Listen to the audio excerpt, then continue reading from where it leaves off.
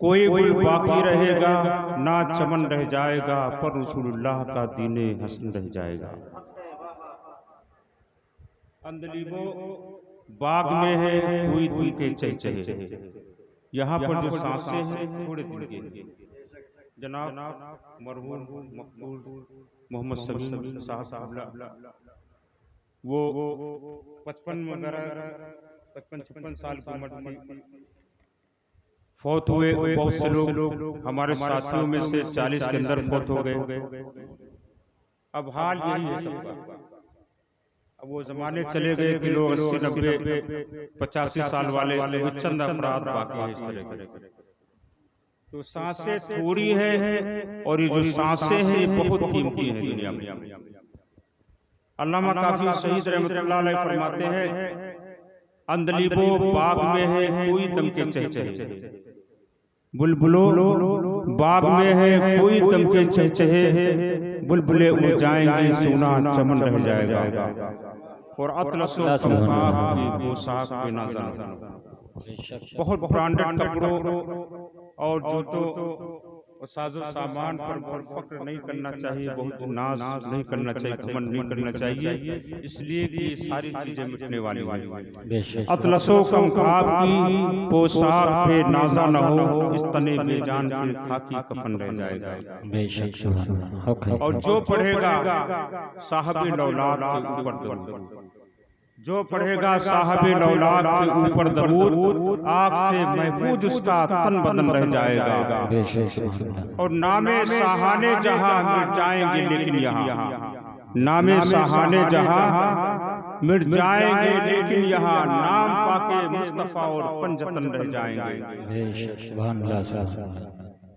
और ये जहां मिट जाएगा लेकिन काफी हसरत, ये जहां मिट जाएगा लेकिन काफी हसरत तक नात हजरत का ज़बानों पर सुपन रह जाएगा।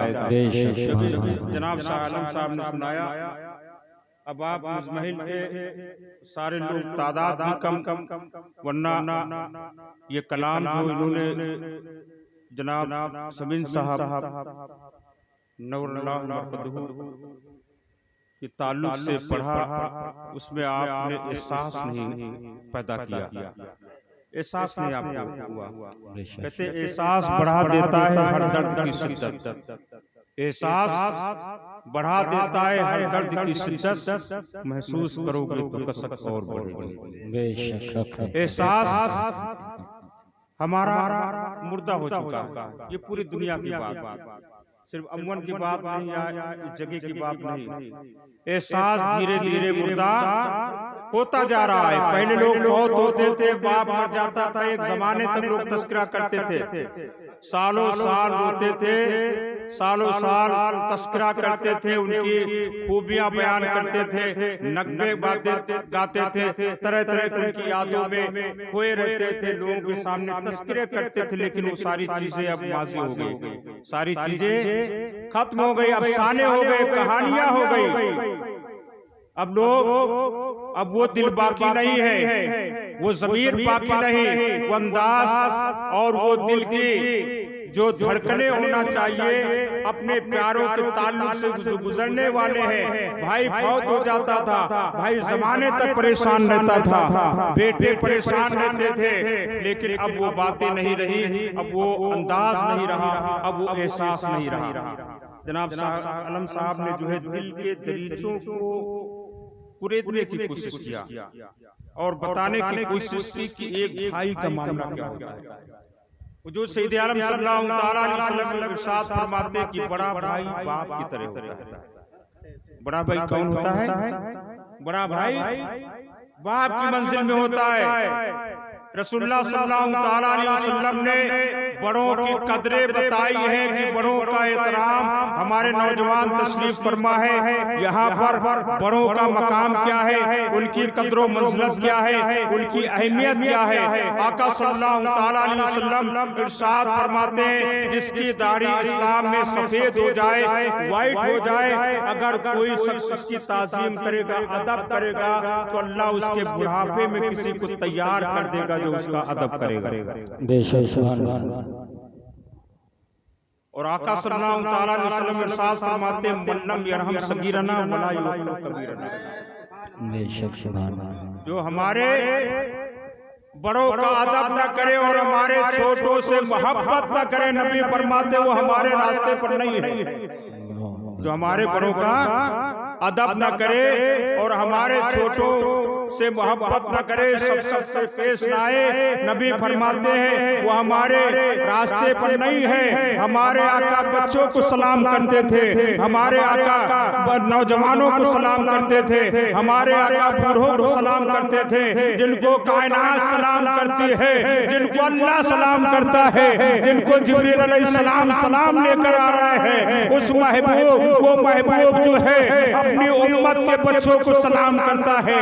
हमारे तालीम उम्मत के लिए, हमें सिखाने के लिए, हमें बताने के लिए, हमें समझाने के लिए, हमें दीन का तरीका बताने के लिए रसूलुल्लाह बच्चों को सलाम करते हैं, रसूलुल्लाह नौजवानों को सलाम करते हैं, रसूलुल्लाह बूढ़ों को सलाम करते हैं, ताकि बच्चों को सलाम करने का अंदाज आ जाए, नौजवानों को सलाम करने का अंदाज आ जाए, बूढ़ों को जवाब देने का अंदाज आ जाए। हमारे आका ने हमें वो जो दीन सिखाया है, अगर उस दीन पर हम अमल पैरा हो जाए तो दुनिया की सारी मुश्किलात और परेशानियां खत्म हो जाएंगी।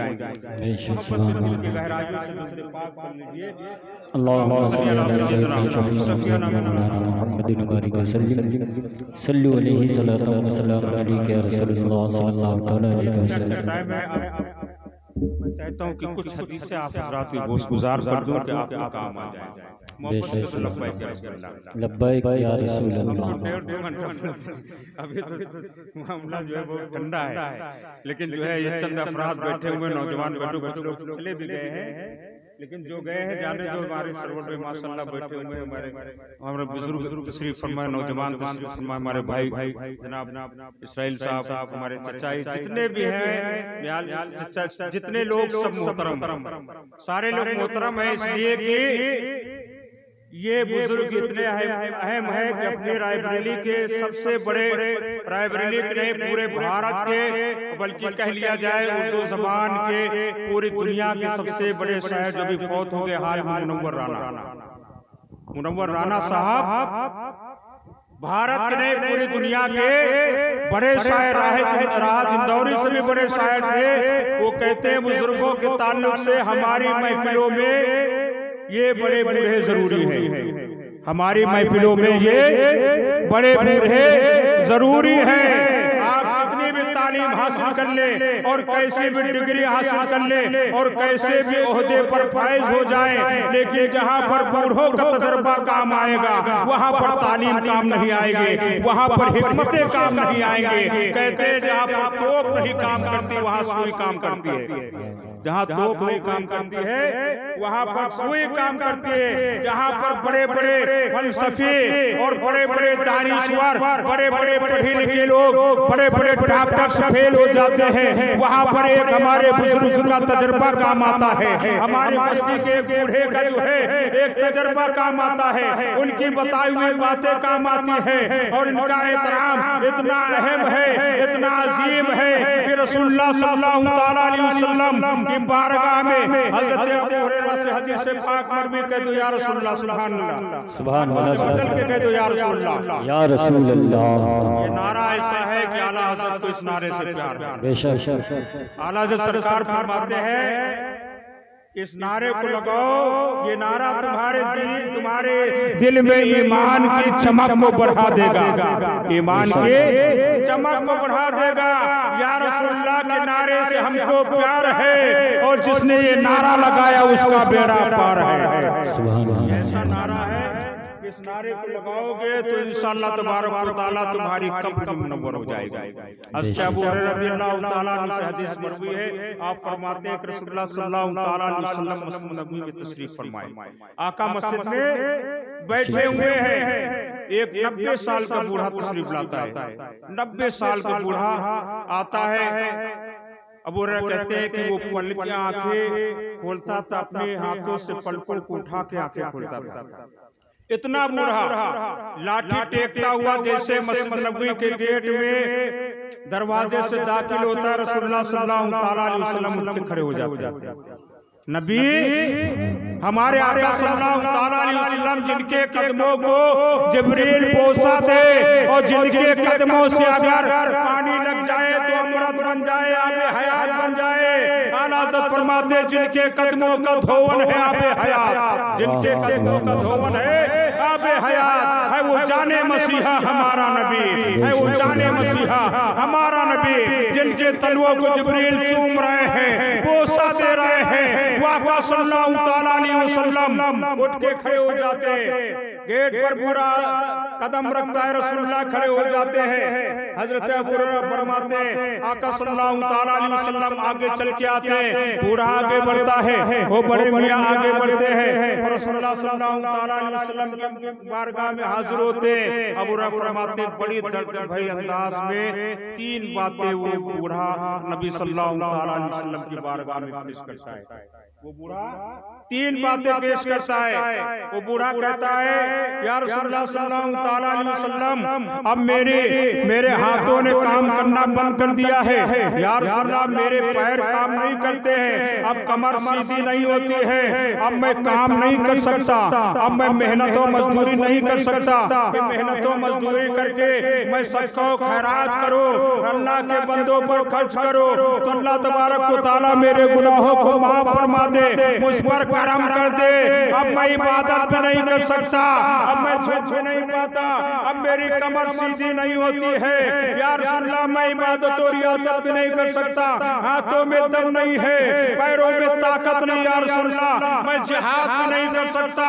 या रसूलुल्लाह बताइए क्या आप करब इस नाकारे बूढ़े जिसको घर वालों ने भी रिजेक्ट कर दिया है, जिसको घर वालों ने भी जो है नाकारा और बेकार घोषित कर दिया है, क्या इस बेकार को आप करब कबूल फरमा लेगा जो न इबादत कर सकता है, न कमा सकता है, न सदका और खैरात कर सकता है? क्या जो है आप करब इस बूढ़े को कबूल फरमा लेगा?